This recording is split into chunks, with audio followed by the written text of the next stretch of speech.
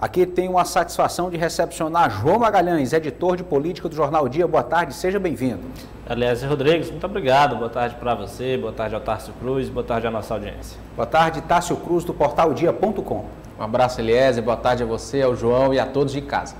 Bom, meus amigos, vamos iniciar aqui a nossa conversa de hoje, trazendo detalhes, a continuação do caso que estamos acompanhando em relação à compra milionária de livros feita pela Prefeitura de Teresina, 6,5 milhões de reais para 100 mil exemplares, um trâmite repleto de suspeitas de corrupção, com contraindicações por parte do TCE, da Academia Piauiense de Letras, do Sindicato dos Servidores Municipais da Educação, e agora aqui a Justiça, Tássio, pediu o bloqueio desses recursos que até já foram pagos, segundo o sócio da empresa, da gráfica que produziu os materiais, o dinheiro já foi recebido e o material entregue. Agora a Justiça já decretou aí a suspensão, o bloqueio, na verdade, desses recursos, Tássio Cruz. Isso mesmo, Elias, a decisão saiu entre ontem e hoje, a decisão saiu no final da noite de ontem, hoje pela manhã o Ministério Público informando essa decisão. A Justiça acatou o pedido do Ministério Público de bloqueio dos 6,5 milhões referentes, como você disse, aos 100 mil exemplares da empresa, da editora BIP, com o nome Fantasia Editora A2, uma empresa que nós já trouxemos aqui com vários indícios de investigações de corrupção em outros estados, indícios de superfaturamento, e a decisão da Justiça acatando a esse pedido do Ministério Público que apontava risco grave de lesão ao erário público caso essa compra seja de fato consumada. Então, como já houve o pagamento, já houve a entrega dos livros, a forma de manter esses 6,5 milhões é fazendo esse bloqueio para que assim a Justiça possa investigar, para que o processo seja analisado claramente e que se houver algum ilícito, se houver algum comprovado, algum dano, esse montante já estaria sob controle da Justiça para ser ressarcido aos cofres públicos. Mas em meio a uma grave crise, Eliezer, com várias denúncias que circulam, é lamentável mais uma decisão como essa, comprovando que as denúncias que fizemos e o Sistema Dia acompanhando de muito perto essa situação, as denúncias que fizemos desde o início agora tem a marca, tem o selo da Justiça que bloqueia esses 6,5 milhões e deixa claro e mostra para a opinião pública que erros, que equívocos tem sim nesse processo de compra. Vamos aguardar os próximos passos do sistema judiciário, mas existem sim indícios gravíssimos de corrupção e essa denúncia do Ministério Público, e o bloqueio da Justiça comprova isso. Muito bem, antes de ouvir João Magalhães sobre o assunto, nós vamos primeiro exibir uma manifestação, uma fala do ex-secretário de Educação Kleber Montezuma. Vamos conferir. O prefeito de Teresina está envolvido em grave polêmica com o Tribunal de Contas e o Ministério Público. Ele resolveu comprar, sem licitação, 100 mil livros ao preço de 6,5 milhões de reais, de uma obscura editora que, segundo a mídia, é de Manaus. O TCE deu ordem para suspender a compra. O Ministério Público recomendou a suspensão da compra, mas o prefeito nem ligou.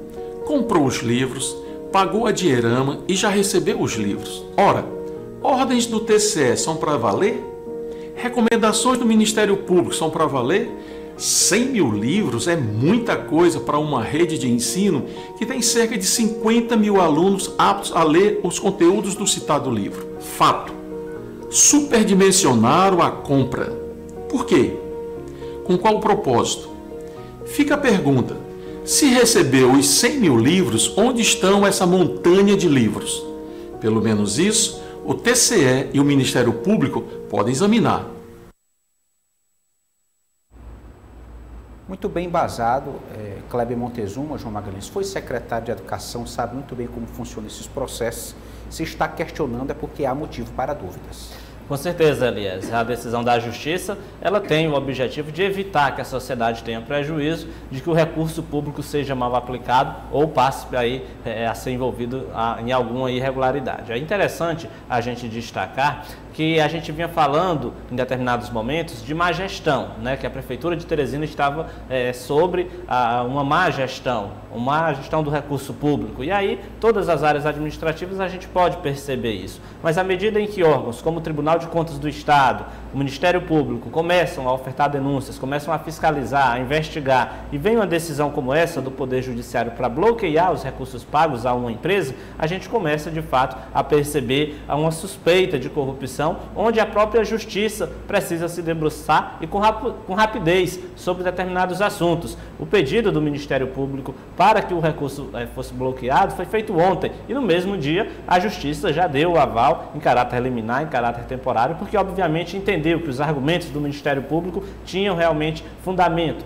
Era um pedido bem fundamentado, tinha muitos argumentos, e a Justiça reconheceu, por enquanto, de forma liminar, esse pedido para que o recurso seja bloqueado. Então a gente está realmente com um caso em que há realmente suspeitas de corrupção. Esse processo, desde o início, como foi denunciado pela Academia Piauiense de Letras, foi denunciado pelo Sindicato dos Servidores Públicos Municipais, ocorreu de forma muito rápida. Uma empresa responde a processos também em outros estados, porque é uma empresa que é de fora e que se relaciona com estados e municípios em todo o país, onde também já enfrenta algum tipo de problema com a Justiça, com os órgãos de controle. E aqui em Teresina esse processo ocorreu de forma célere, questionado aí pelo Sindicato dos Servidores Públicos Municipais. Depois veio a Academia Piauiense de Letras, falando inclusive que tinha feito algumas sugestões de livros, que não teve nenhuma resposta, enquanto que esse livro que veio de fora foi comprado de forma bastante rápida, de forma agilizada. Então tudo isso com certeza é argumento para que a Justiça tomasse essa decisão de bloquear esses 6,5 milhões de reais, que é muito dinheiro, recurso público, da educação, que com certeza precisa aí a Justiça precisa ter um olhar atento, precisa obviamente seguir com essas investigações, o Ministério Público cumprindo o seu papel, o Tribunal de Contas também tendo agilidade para identificar possíveis irregularidades, mas é certo que antes a gente sempre falava de má gestão, de que a Prefeitura, sob comando de Dr. Pessoa e de Robert Rios, era uma gestão que não conseguia entregar para a população benefícios. Agora, além da má gestão em si, a gente também tem essas suspeitas de corrupção, que não é só a gente que vê, é o próprio Poder Judiciário, na medida em que toma uma decisão para bloquear um pagamento feito a determinada empresa. Exatamente. Tássio, uma contradição está me incomodando bastante, no desenrolar dessa investigação. Primeiro que entre as principais suspeitas nesse processo estava o superfaturamento dos valores e da quantidade de livros que foram comprados. Enquanto isso, a Prefeitura de Teresina não renovou o contrato que tem com a APAI, uma associação que há mais de 50 anos presta um serviço essencial de assistência a pessoas com deficiência. Tássio Cruz, é uma situação realmente difícil de entender. Elias, e os 6 milhões que foram empregados para comprar livros, para, como disse o professor Montezuma, para crianças que nem sabem ler, eles poderiam ser muito bem empregados para renovar essa parceria, esse contrato de parceria que tinha a Prefeitura de Teresina com a APAI. A APAI, como você disse, atende crianças e idosos que possuem deficiência, crianças com microcefalia, idosos em estado acamados, que precisam de assistência contínua, vários pontos de assistência, cerca de 600 pessoas, entre idosos e crianças e adolescentes, são atendidos pela APAI. E a Prefeitura, por uma decisão política, decidiu não renovar esse contrato de acordo com as denúncias apresentadas por mães de internos, não internos, mas por pacientes atendidos e pela presidente da associação. Para você ter ideia, Elias, a informação que chegou até a gente é que a Prefeitura exigia que a APAI demitisse 30 funcionários de um dia para o outro. E junto com esse pedido de demissão veio uma lista. E nessa lista estavam 30 nomes de indicações políticas da Secretaria de Assistência Social para serem contratadas para a APAI. Aí eu pergunto a você e pergunto ao amigo de casa, uma criança com microcefalia, uma criança como o Luiz Felipe, que nós mostramos no jornal, com síndrome de Edwards, que precisa de assistência de fonoaudiólogo, de psicólogo, de fisioterapeuta, essa criança pode ficar à mão de uma decisão política? você, eu, nós como pai, aceitaríamos que os nossos filhos fossem cuidados por pessoas que foram definidas por política? Então, é uma situação muito triste, muito lamentável. Eu conversei com pais de crianças que são atendidas e a sensação que eles têm nesse momento é desesperador, Eliezer. Eles não sabem semana que vem o que vai acontecer com o filho deles, porque a prefeitura, por uma decisão política, rompeu esse contrato. É lamentável, difícil de entender uma insensibilidade tão grande como essa para o cuidado com pessoas que tanto precisam. Realmente são atos que nos entristecem, mas vamos continuar acompanhando, inclusive vamos lá, pai, ouvir a presidente, ouvir pacientes, acompanhantes, para reforçar a importância dessa instituição. E a Prefeitura de Teresina, que se quiser apresentar uma justificativa formal, o espaço está aberto para explicar por que não foi renovado. Eu conversei, Eliezer, rapidamente com o secretário, e ele disse que quer dar oportunidade para outras instituições aqui no estado e que não é uma decisão política. Segundo ele, o atendimento não vai ser descontinuado, outras instituições vão fazer esse atendimento. A informação que a gente tem é que essas instituições não possuem especialidade nessa área e por isso o medo dos pais com esse fim de contrato. Bom, aconteceu hoje na Câmara Municipal de Teresina uma reunião para a definição de ações para atender as famílias atingidas por enchentes na capital. A administração municipal pode fazer o remanejamento de até 15% de emendas sem consultar o legislativo. Vamos ouvir o presidente da Câmara sobre o assunto. Aqui a Defesa Civil, vê o prefeito e vê de que forma a que não vai poder ajudar, se colocando as emendas do nosso orçamento para a Defesa Civil, para que se possa adquirir algumas coisas para as pessoas que nesse momento precisam do poder público. Você tem acompanhado de perto pela cidade essa situação. Como que você vê esse momento tão difícil, né? Mais de 520 famílias desabrigadas em Teresina. Olha, é muito difícil e você vê que são questões da natureza, né? Muita chuva, um inverno rigoroso, algumas casas foram construídas em locais de risco. A gente vê também pessoas que foram retiradas desses locais e retornaram novamente, mas é preciso a gente ouvir aqui a Defesa Civil para que a gente possa fazer nosso juízo de valor. Importante, necessário esse posicionamento do Poder Legislativo, João Magalhães, porque o inverno está no seu início, né, o período chuvoso, mais famílias podem ficar desabrigadas, é crescente, a quantidade já ultrapassa a marca das 500 famílias, então as autoridades públicas, os órgãos competentes têm que estar atentos e preparados para agir.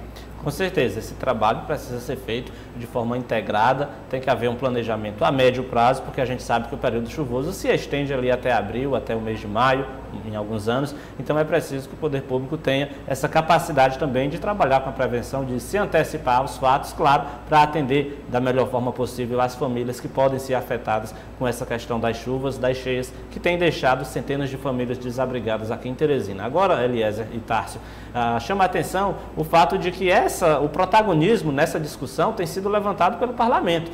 É o presidente da Câmara, o vereador Jeová Alencar, quem coordenou esse encontro de hoje, e aí a gente fica assim se perguntando, é impressionante como a prefeitura não consegue protagonizar um debate em que ela é responsável, né? Porque a prefeitura que é responsável é o poder público municipal, é o poder executivo, que tem orçamento, que tem técnicos suficientes, necessários para conduzir toda a política de atendimento às famílias, no caso, através da Defesa Civil ou de outros órgãos. E o que a gente observa é que, na verdade, é o parlamento que tem assumido esse protagonismo na figura do vereador Jeová Alencar, que convocou todo mundo. Inclusive o anúncio da reunião era interessante, era o presidente da Câmara convocando o prefeito para discutir um assunto que, na verdade, deveria ser o contrário. Imagina se, em nível nacional, a gente tem o presidente da Câmara dos Deputados convocando o presidente da República para tratar de um assunto que, na verdade, seria o presidente da República quem tem todas as condições políticas e a responsabilidade, o papel de gerenciar uma discussão.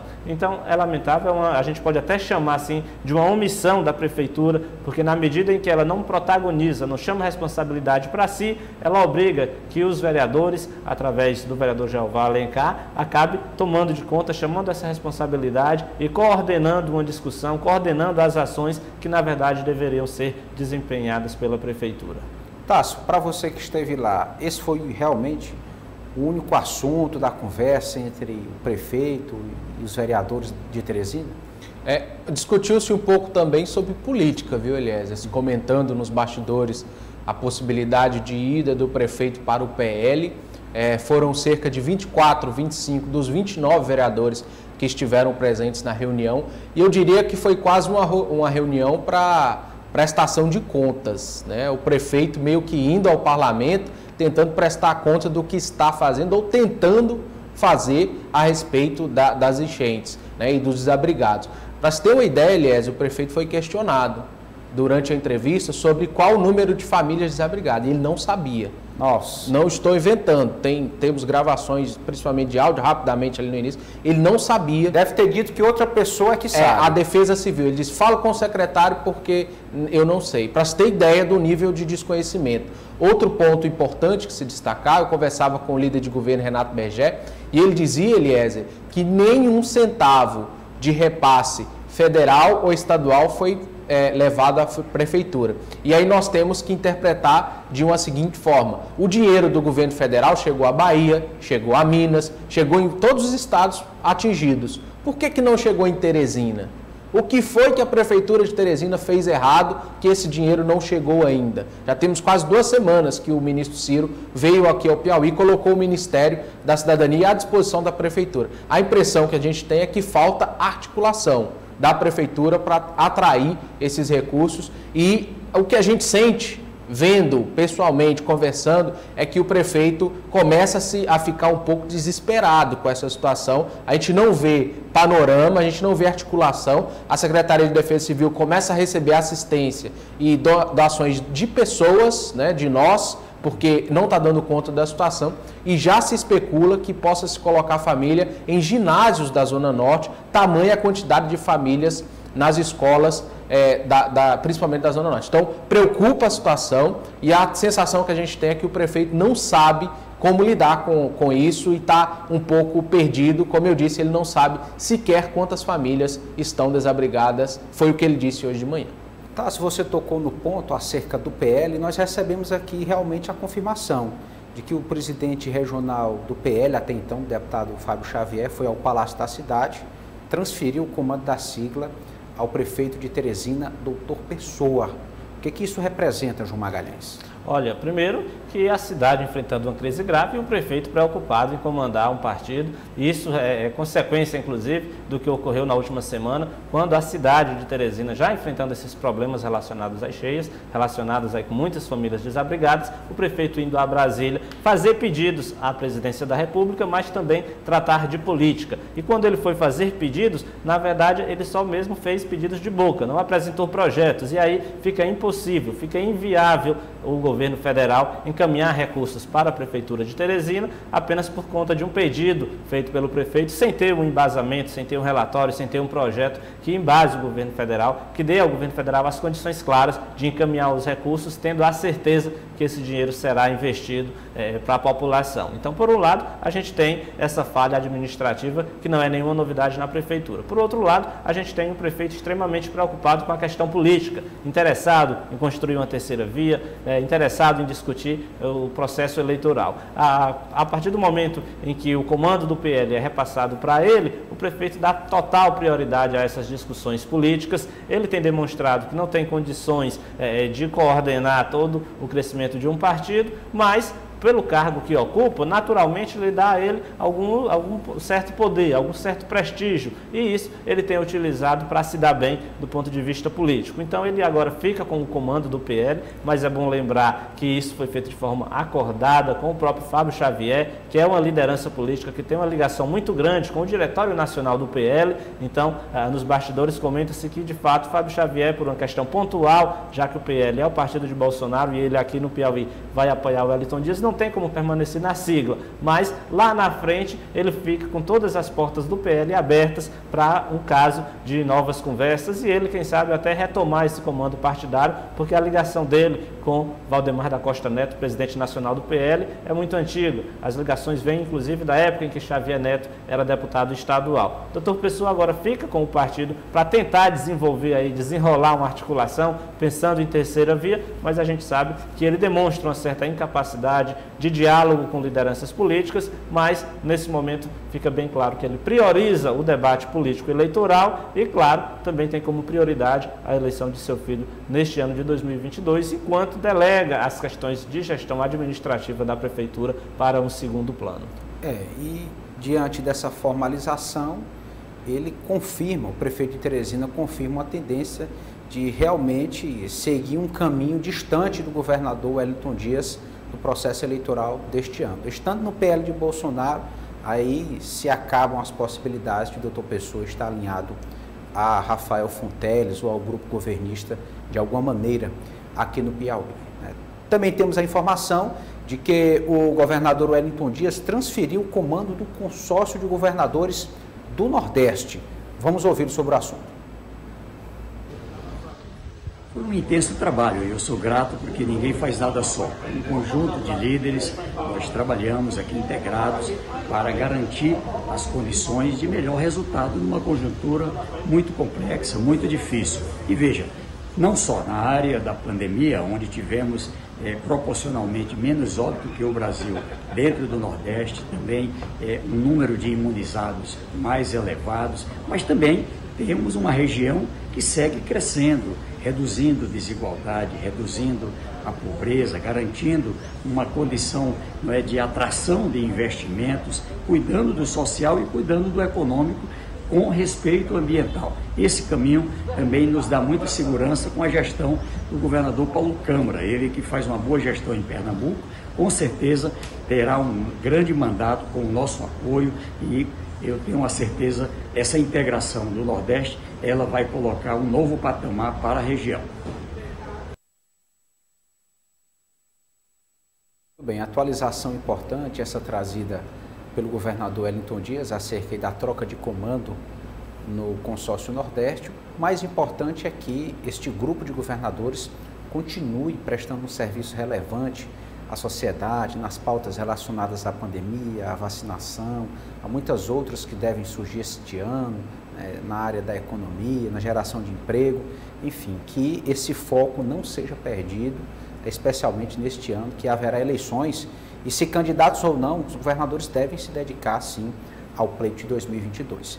Meus amigos, infelizmente o nosso tempo não permite mais, eu gostaria de agradecer a sua presença, João Magalhães, editor de política do Jornal O Dia. Tá certo, Eliezer, boa tarde para você, boa tarde a todos. Boa tarde, Tássio Cruz, do portaldia.com. Grande abraço, Eliezer, João, e um abraço especial a todos e até amanhã. Até amanhã, esse foi o quadro Política do Dia.